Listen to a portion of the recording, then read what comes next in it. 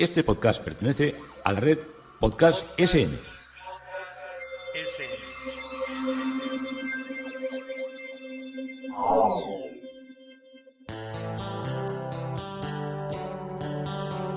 Historia con sentido. Un podcast realizado y presentado por Juan Carlos González.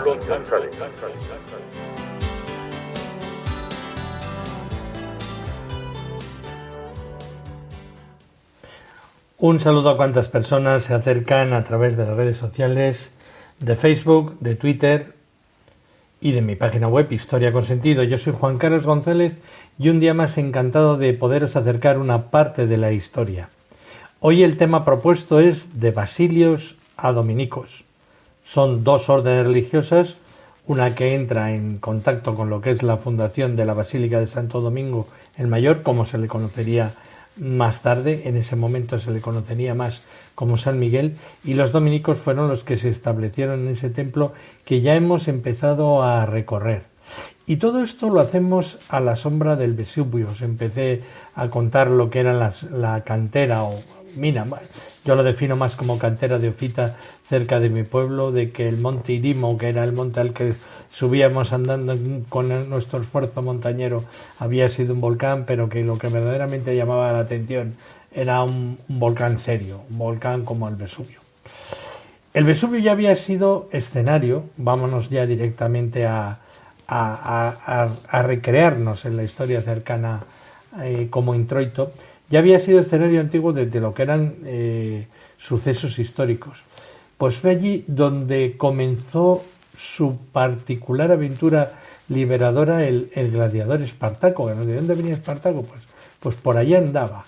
Y sin embargo, el suceso que convirtió al Vesubio en protagonista de la historia antigua fue la narración que nos ha mantenido y los restos encontrados de su espectacular y sobre todo de lo destructiva de su erupción.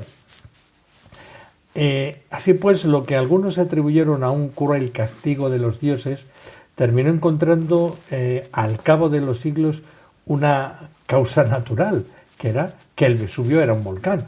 Porque esto al principio la gente no se cree, lo de volcán no sabían lo que era, sabían que un monte explotaba y exterminaba a todos alrededor.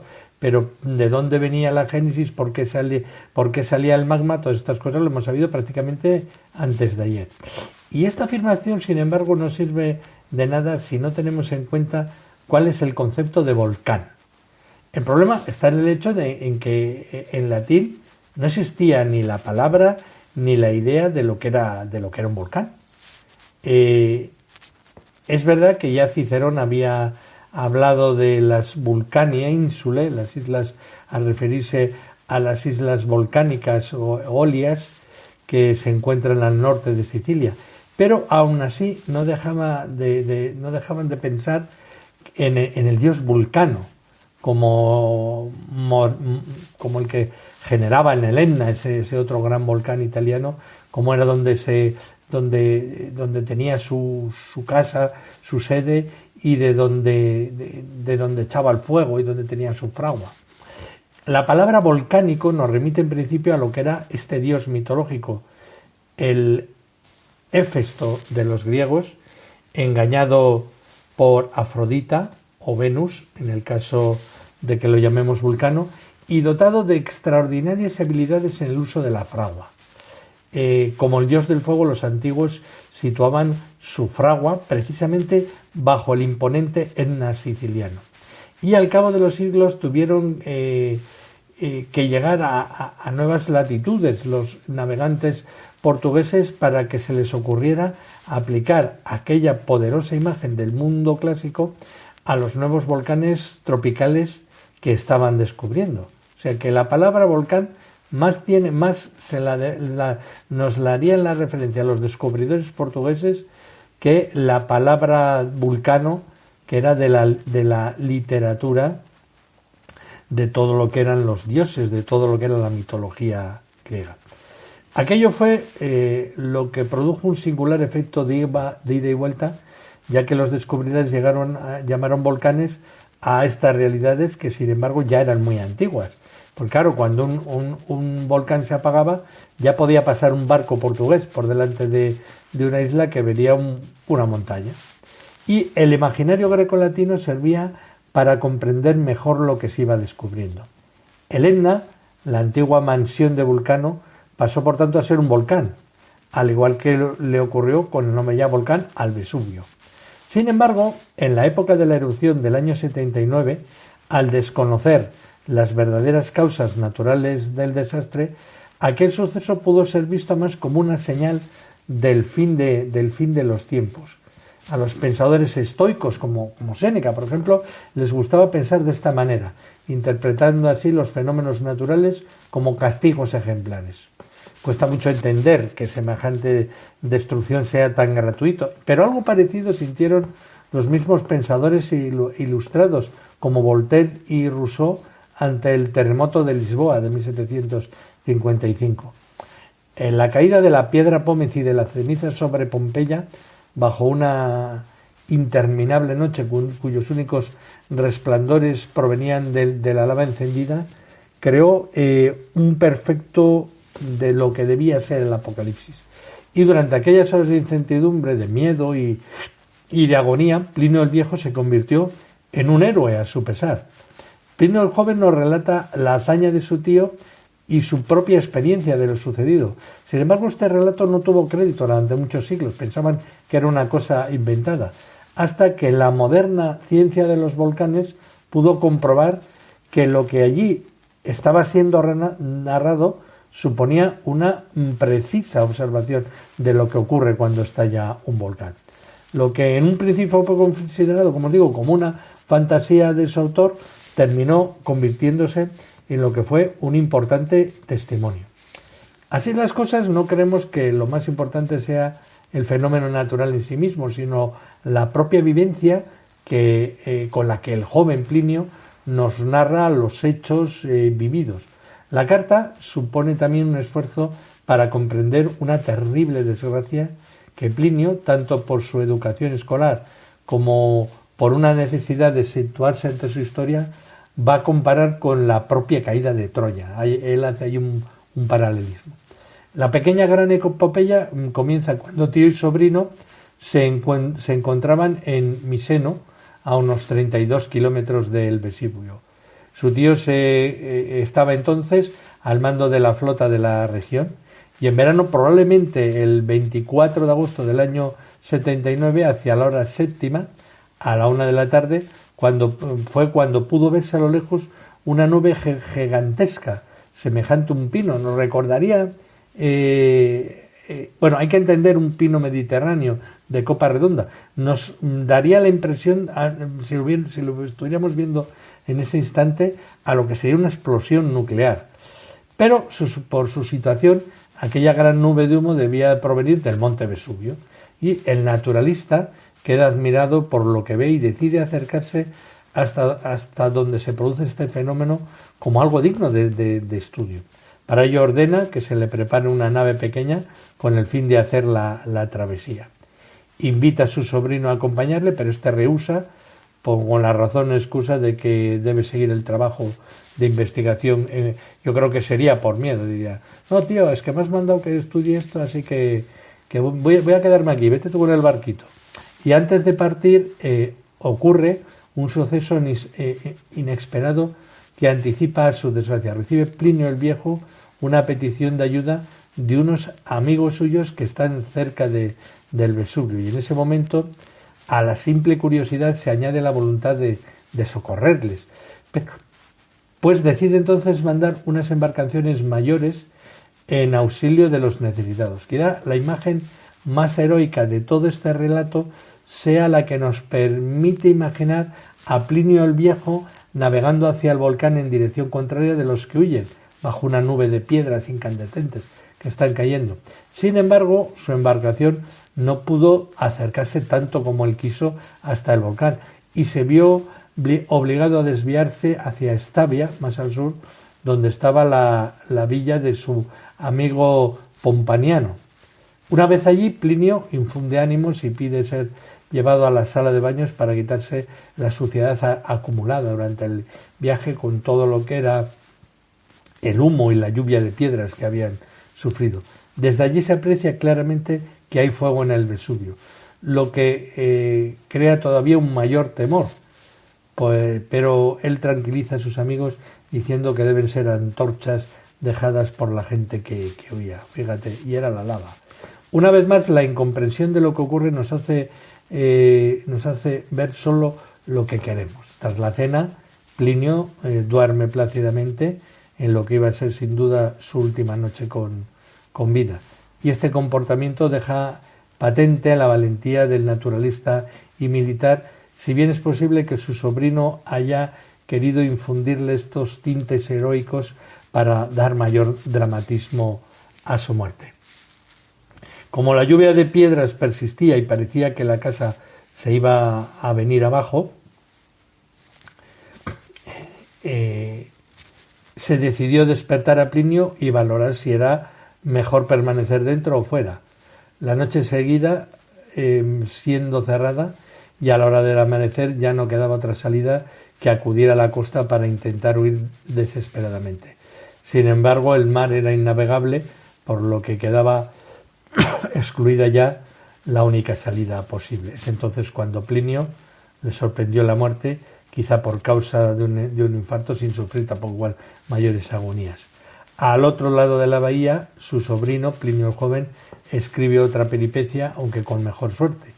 Y cuando su amigo Tácito le pide que recuerde lo que ocurrió también a él, se siente como Eneas ante la reina Dido al comenzar a narrar las desgracias de Troya. Y esta comparación de situaciones de ayuda a Plinio a entender mejor su propia existencia, pues la educación clásica que tenía también le servía para establecer tales analogías y asimilar mejor pues lo que había sido su experiencia. Si Plinio comparó a Pompeya con la caída de Troya, Primo Levi en su poema La niña de Pompeya tendrá como referentes a Ana Frank y a la bomba de Hiroshima, pues cada época representa sus desgracias ejemplares. Por lo tanto, Plinio el Joven nos refiere cómo continuó trabajando tras la partida de su tío, y a sus 17 años no era un joven demasiado consciente de la gravedad de aquellos temblores de tierra que serían extraordinarios, y intentó seguir estudiando quizá para intentar olvidar lo que estaba pasando a su alrededor. Tanto él como su madre, que se habían refugiado en el patio de su casa sin saber que estaban corriendo un grave peligro, pues las paredes circundantes podían venirse abajo en cualquier momento. Por ruego de un amigo salen e intentan huir, y allí fue donde se dieron cuenta de la verdadera gravedad de lo que ocurría al mezclarse ya ellos con la multitud aterrada. Dejaron atrás la población con el Vesubio y con su erupción a las espaldas, y al volver la vista contemplaron cómo había los temblores de tierra, como el mar devoraba las playas, mientras la montaña seguía expulsando lava y piedras incandescentes. Y ante un espectáculo tan apocalíptico, la única solución es seguir alejándose. Por tanto, a su madre como a él les preocupaba la suerte de su tío. Sin embargo, Plinio obliga a su madre a continuar huyendo, a pesar de que ella prefería permanecer expuesta al peligro. Llega la noche, según la narración, cuando algunos creyeron que ya sería eterna, y el propio Plinio creyó que el mundo iba a perecer con él.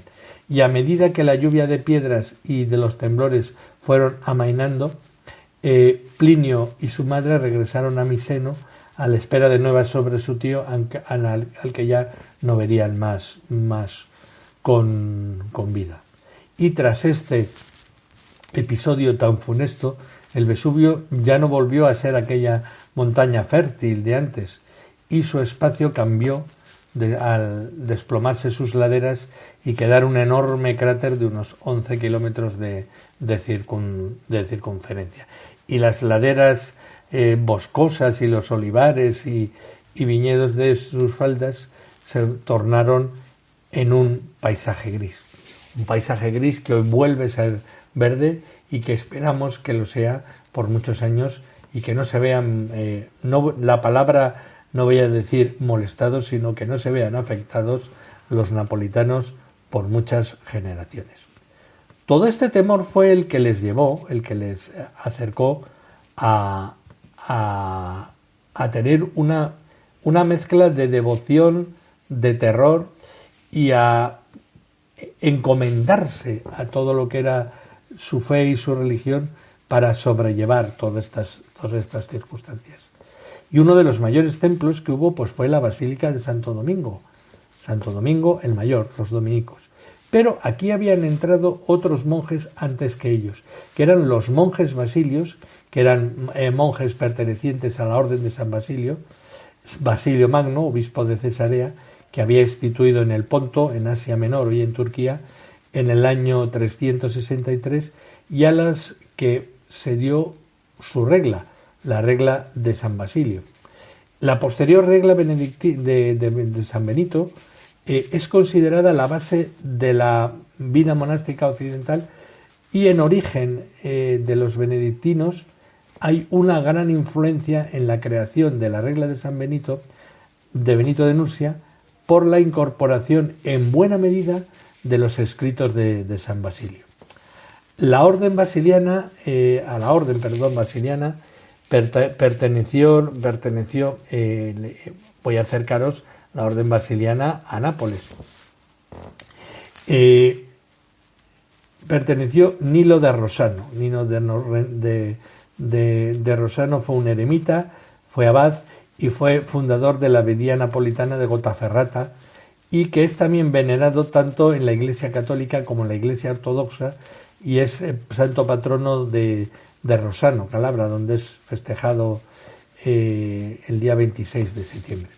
Dentro de la orden basilia destacó un personaje que fue San Angelo de Nápoles y también de la Campania, que era el abad del monasterio de San Gaudioso.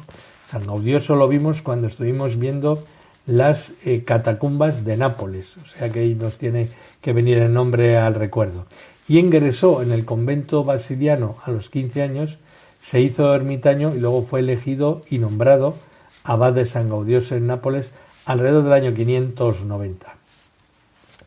Es recordado como en los siglos posteriores por ser un gran defensor de la fe contra los invasores sarracenos, y es uno de los 51 copatrones.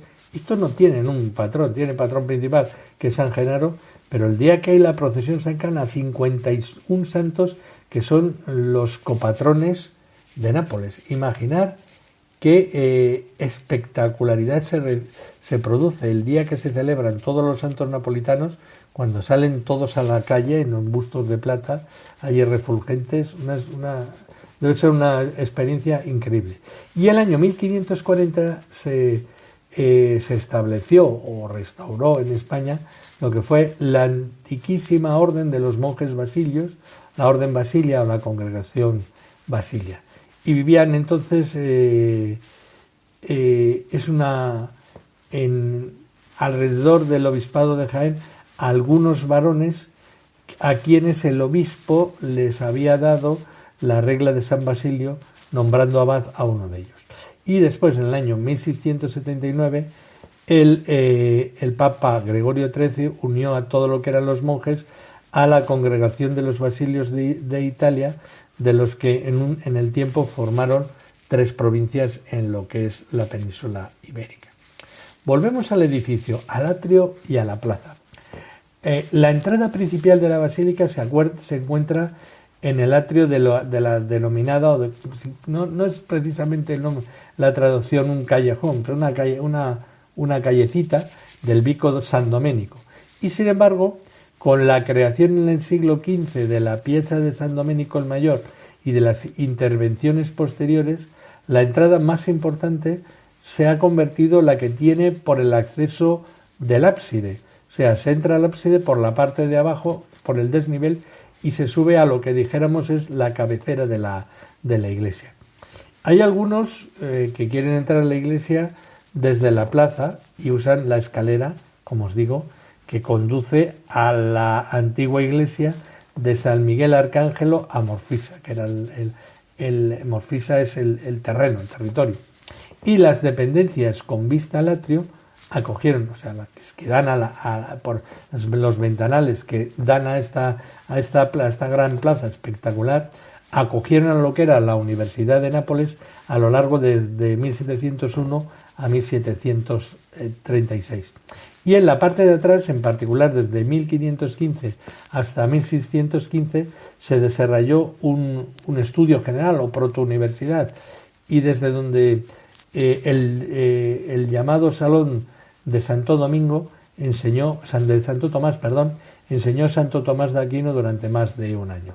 La plaza de San Domenico el Mayor fue construida a impulso del rey aragonés Alfonso el Magnánimo, Alfonso V el Magnánimo.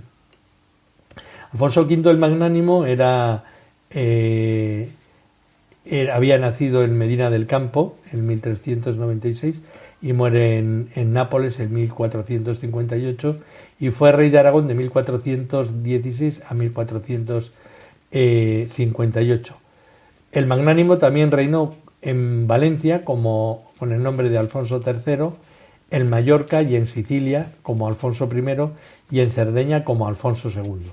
Y fue asimismo conde de Barcelona y rey de Nápoles tras lograr su conquista, rey de Nápoles como Alfonso I entre 1442 y 1458. Este era el hijo primogénito de Fernando I de Aragón y de Leonor de Alburquerque, y se convirtió en heredero al trono de Aragón cuando su padre fue proclamado rey el 24 de junio de 1412 en el Compromiso de Caspe, acuerdo que ponía fin al conflicto interreño abierto en la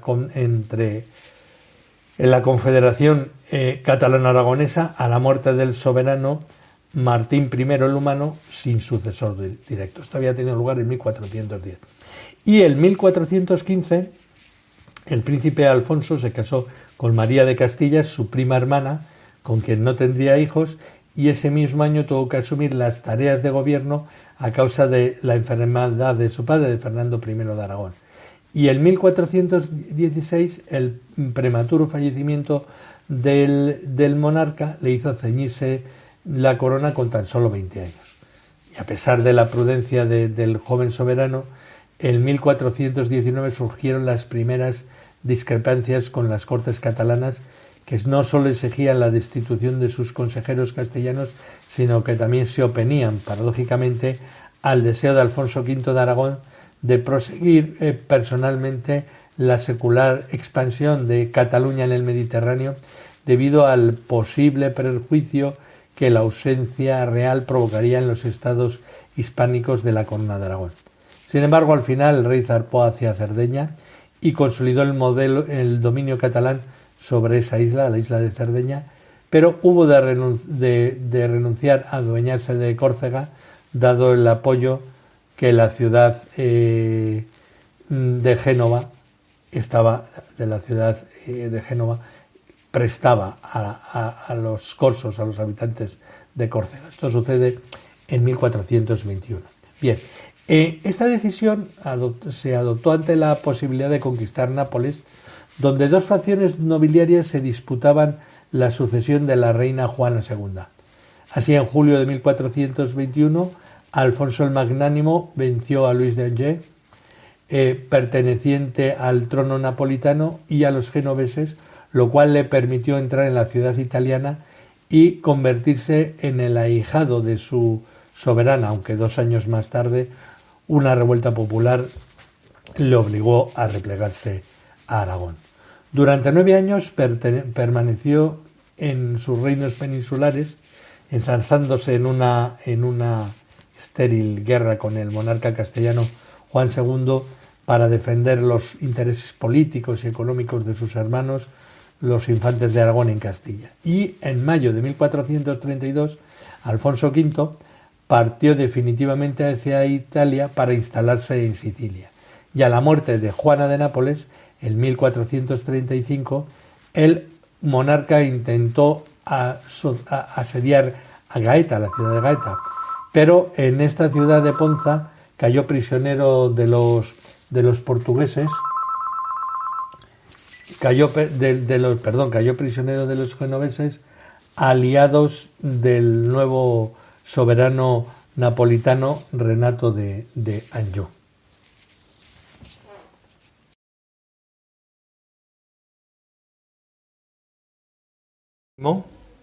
Perdón, Alfonso, que he tenido una invasión telefónica mientras grababa él, pero esto es lo que tiene el directo, yo grabo de un tirón. Alfonso V el Magnánimo murió en el castillo de Ovo, en la ciudad de Nápoles. Me traen unos recuerdos increíbles porque aquí tuvimos una cena memorable al pie de las murallas, celebrando una jubilación de una amiga en este enclave tan querido. Y el 27 murió en la ciudad de Nápoles, Castillo de Ovo, el 27 de junio de 1548, y fue sucedido en la corona de Aragón por Juan II de Aragón y de Navarra, y en el reino de Nápoles por su hijo natural, Fernando I de Nápoles. En medio de la plaza nos va a llamar la atención un obelisco erigido después de la plaga de la peste de 1656, y el trabajo comenzó 2 años después de que acabara la peste, con un diseño de Francesco Antonio de Piaciti, y terminará en el año 1737 bajo la dirección de Andrea Vaccaro.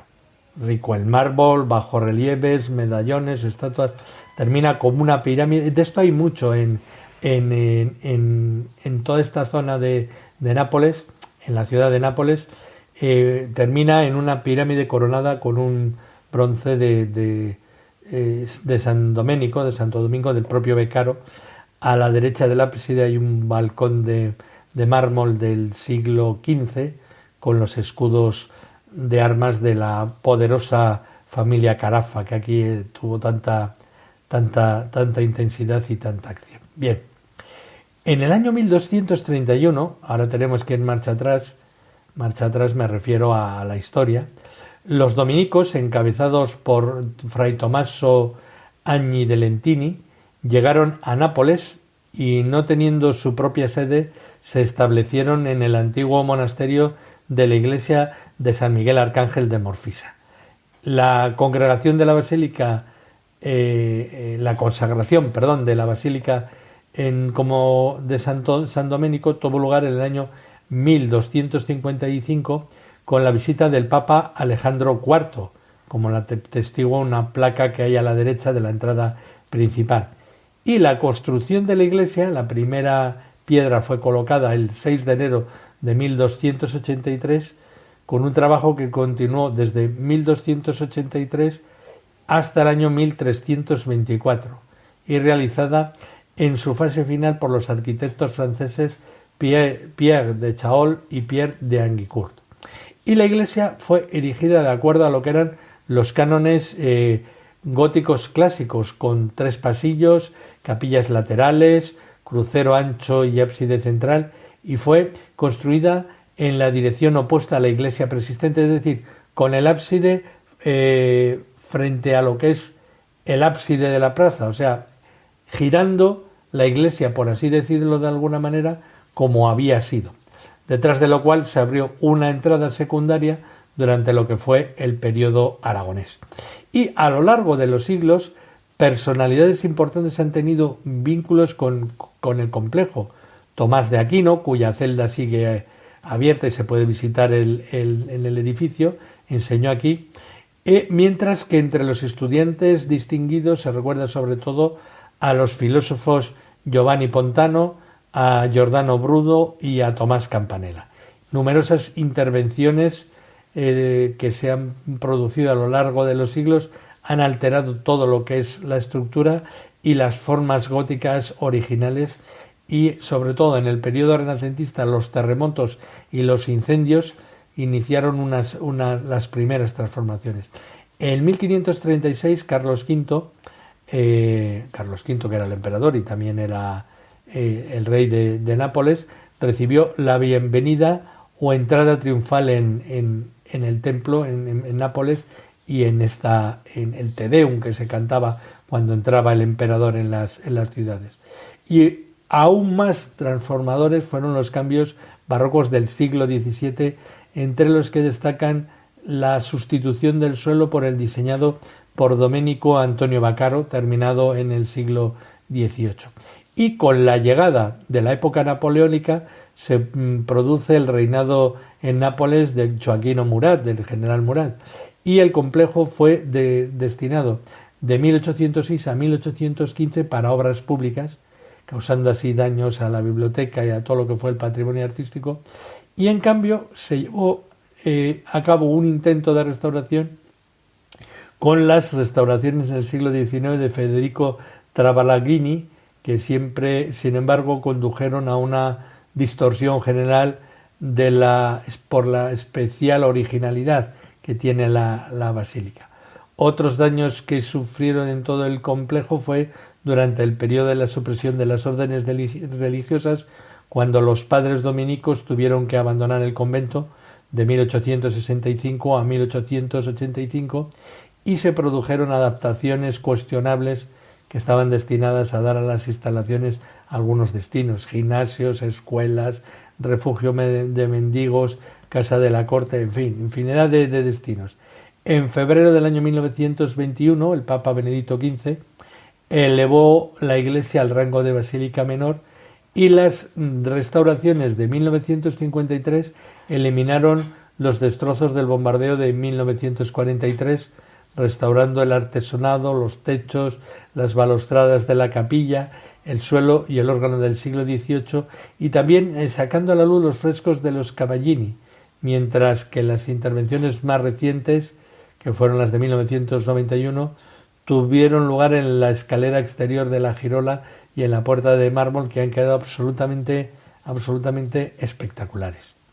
Y hasta aquí nos ha traído de basilios, que son los que empezaron la vida cultural, a dominicos, que son los que inician y los que mantienen la gran historia del edificio de la Basílica de Santo Domingo el Mayor. Yo soy Juan Carlos González y un día más encantado de haberos podido acercar una parte de la historia.